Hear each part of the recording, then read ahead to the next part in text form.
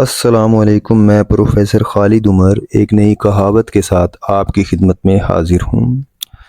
آج کی کہاوت کا عنوان ہے مار کے آگے بھوت بھاگے ہیں، یعنی مار کے آگے سبھی دب جاتے ہیں، مار کے آگے سب سرکشی اور شرارت دور ہو جاتی ہے، مار ہی سے شریر اور سرکش لوگوں کو درست کیا جا سکتا ہے۔ اس کہاوت کے پس منظر میں جانے سے پہلے آپ سے گزارش ہے کہ ویڈیو کو آخر تک دیکھیے گا۔ کسی شخص کی بیوی غصہ کی تیز اور جلاد تھی۔ وہ اکثر اپنے شوہر سے لڑتی جھگڑتی اور باتوں باتوں پر اس کی جوتیوں سے مرمت کر دیتی۔ روز روز کے لڑائی جھگڑے اور مار دھاڑ سے تنگ آ کر شوہر نے ایک دن جنگل کی راہ لی۔ بیوی کو تو لڑنے جھگڑنے اور جوتیاں چلانے کی عادت تھی۔ شوہر تنگ آ کر جنگل جا چکا تھا، اس لیے اس نے گھر کے آنگن میں اگے ہوئے پیپل کے درخت کو برا بھلا کہنا شروع کر دیا اور روزانہ زور زور سے جوتیاں چلانے لگی۔ اس پیڑ پر ایک جن بھی رہتا تھا۔ وہ جوتیاں اس جن کو پڑنے لگیں۔ برا بھلا سننے اور جوتیاں پڑنے سے وہ گھبرانے لگا۔ چونکہ وہ پیڑ اس کا مسکن تھا، اس لیے وہ اسے چھوڑ بھی نہیں سکتا تھا۔ آخر کار اسے ایک دن ایک ترکیب سوجھی۔ وہ جنگل گیا اور اس عورت کے شوہر کو ڈھونڈ کر اور منا کر واپس لے آیا۔ شوہر نے جن سے کہا، مجھے اپنی بیوی سے بہت ڈر لگتا ہے، مار مار کر اس نے میرا جسم چور کر دیا ہے۔ جن نے کہا، میں تمہیں ایک ایسی ترکیب بتاتا ہوں کہ جس کے بعد تمہاری بیوی کبھی تمہیں نہیں مارے گی، بلکہ وہ تمہارے قابو میں آ جائے گی۔ دیکھو، میری ترکیب کو غور سے سنو اور اس پہ عمل کرو۔ اس نے کہا، اس ملک کے بادشاہ کی ایک بیٹی ہے جو نہایت خوبصورت ہے۔ میں اس کے سر پہ سوار ہو جاتا ہوں۔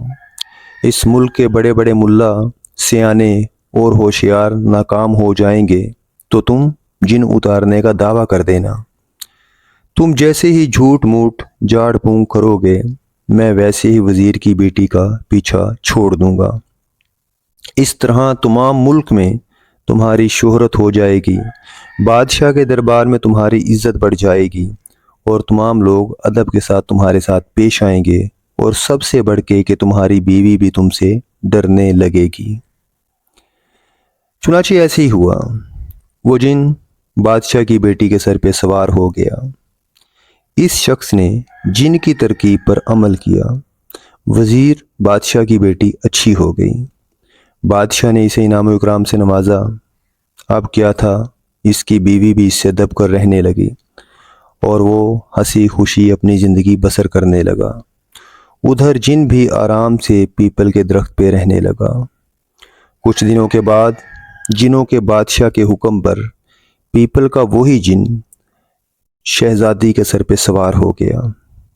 ملک کے نامور ملا، سیانے اور ہوشیار جھاڑ پھونک کے لیے بلائے گئے۔ بہت علاج کرایا گیا، لیکن جن کو شہزادی کے سر سے نہ ٹلنا تھا نہ وہ ٹلا۔ آخر کار اس شخص کو جن اتارنے کے لیے بلایا گیا، جس نے وزیر کی بیٹی کے سر سے جن کو چٹکی بجاتے ہی اتار دیا تھا۔ وہ بھوتوں اور جنوں کو سر سے اتارنے کے علم سے بالکل ناواقف تھا، لیکن مرتا کیا نہ کرتا۔ مجبوراً شہزادی کو ایک کمرے میں لے گیا اور جن کی منت سماجت کرنے لگا کہ وہ شہزادی کا پیچھا چھوڑ دے، مگر جن کسی طرح بھی نہ مانا۔ آخر اس شخص کو ایک ترکیب سوجھی۔ وہ مایوس ہونے کی اداکاری کرتے ہوئے کمرے سے باہر نکلا اور پھر تھوڑی دیر کے بعد تیزی سے اندر گھبراتا ہوا آیا اور جن سے مخاطب ہو کر کہنے لگا، بھاگو بھاگو، میری بیوی غصے میں ہے اور وہ جوتا لے کے آ رہی ہے۔ یہ سنتے ہی مار کے ڈر سے جن فوراً شہزادی کو چھوڑ کر وہاں سے بھاگ گیا۔